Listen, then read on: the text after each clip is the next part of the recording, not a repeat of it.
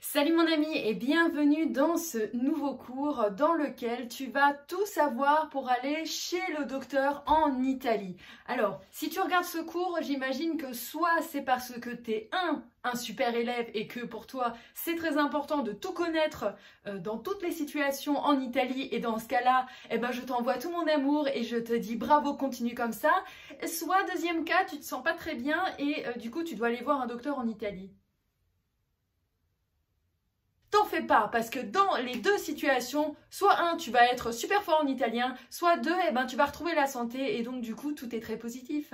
Si tu l'as pas déjà fait, n'hésite pas à télécharger ton guide de conversation en italien, ce guide que je t'offre, avec lequel tu pourras parler facilement italien lors de ton prochain voyage. Il y a des compléments de la leçon qu'on va voir aujourd'hui dans le guide, donc c'est offert, c'est gratuit, c'est cadeau, c'est ma façon de vous remercier de venir sur le blog. Donc n'hésite pas à le télécharger. Et maintenant, on retourne au cours.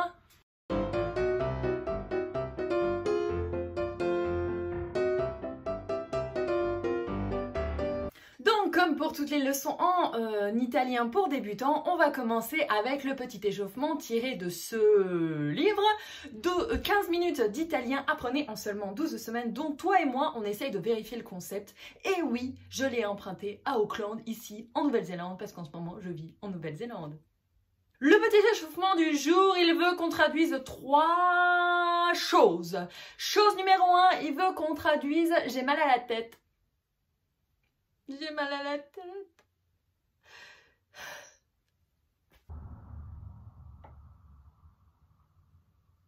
J'ai mal à la tête, pour moi, c'est au mal di testa. On va vérifier tout à l'heure pour voir si c'est juste. Deuxième chose qu'on va traduire ensemble, c'est je voudrais acheter une pommade. Je voudrais acheter une pommade.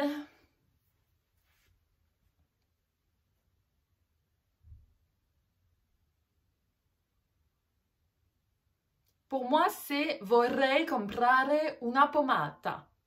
Et enfin, la troisième chose que le livre veut qu'on traduise, je n'ai pas de fils.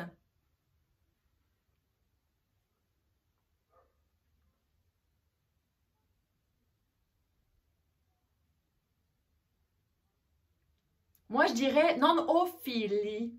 Je vais aller vérifier et je te dis ça tout de suite. Bonne nouvelle mon ami, si tu as répondu comme moi, tu es sur la bonne voie. Bientôt, tu pourras parler italiano comme un vrai Italien. Et maintenant, on continue le cours. Je te propose maintenant de voir 5 phrases que tu entendras peut-être par le docteur quand tu seras dans son cabinet médical et que tu seras en stress et que tu te diras « mince, qu'est-ce qu'il est en train de me raconter ?» Comme ça, au moins, ces 5 phrases-là, tu sauras qu'est-ce qu'elle veut dire. Phrase numéro 1, tu vas être super content de l'entendre ou super contente de l'entendre, c'est « ce n'est pas grave ». Non è grave. Quel soulagement.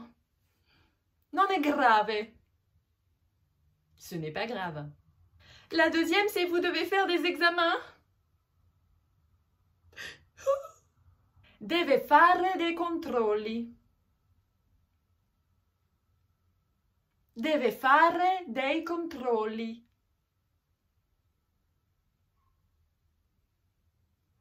Imaginons maintenant que tu passes une radio et le radiologue vient vers toi et il te dit « ha una frattura ». Ha una frattura. Ça veut dire vous avez une fracture. Bon, la suivante, elle va vraiment pas te plaire non plus, mais c'est pas grave, il faut quand même la voir. Deve andare all'ospedale. Deve andare all'ospedale.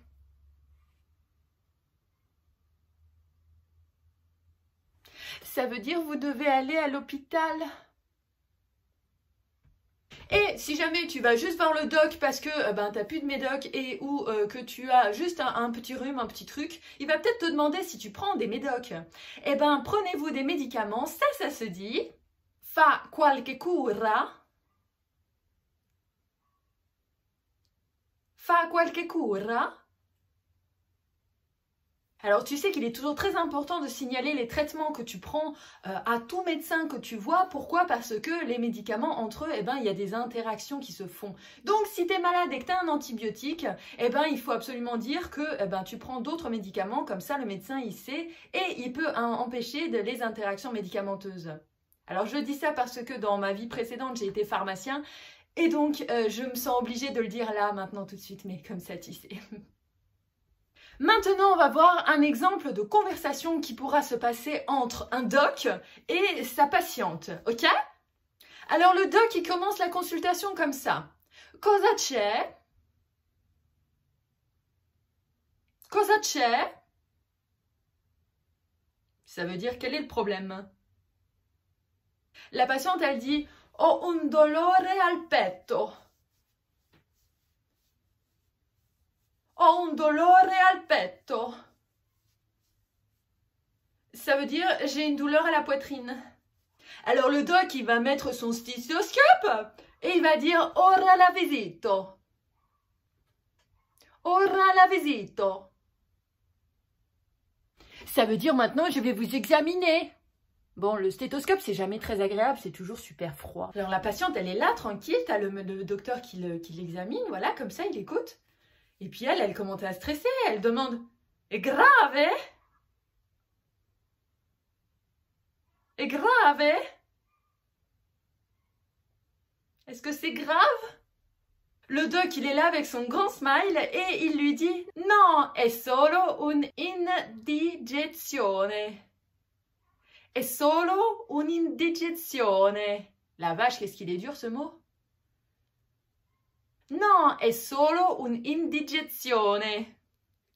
En fait, il faut sourire pour le dire ce mot-là, c'est plus facile. Non, è solo un'indigezione. Alors la patiente, elle est en face, elle est tellement soulagée, donc elle va dire quel soulagement. Et ça, mon petit, tu le dis comme ça. Que sollievo! Que sollievo! Quel soulagement! Maintenant, on va dire 8 phrases que tu auras peut-être besoin de savoir pour parler à ton doc, ok? Alors, si tu es diabétique, tu as besoin bien sûr de le mentionner, n'est-ce pas? Parce que si tu es diabétique, tu as potentiellement besoin de certains traitements et de certains soins. Donc, pour dire que tu es diabétique, tu as la forme masculine et la forme féminine de diabétique. Donc, si tu es un homme, tu diras « sono diabetico ». Et si tu es une femme, tu diras « sono diabetica ». O pour un homme, A pour une femme. Sono diabetico, sono diabetica. Si tu es épileptique, il y a aussi une forme masculine et une forme féminine et les personnes épileptiques ont souvent des médicaments qu'il ne faut pas mélanger avec d'autres, donc il faut le dire qu'on est épileptique, donc c'est sono epilettico pour un homme ou sono epilettica pour une femme. Sono epilettico. Sono epilettica. La troisième phrase, c'est pour les asthmatiques. Pareil, les asthmatiques, ils ont souvent besoin de médicaments et quand tu es en voyage et que tu manques de ventoline, tu peux être dans la mouise. Donc, il faut que tu puisses dire que tu es asthmatique.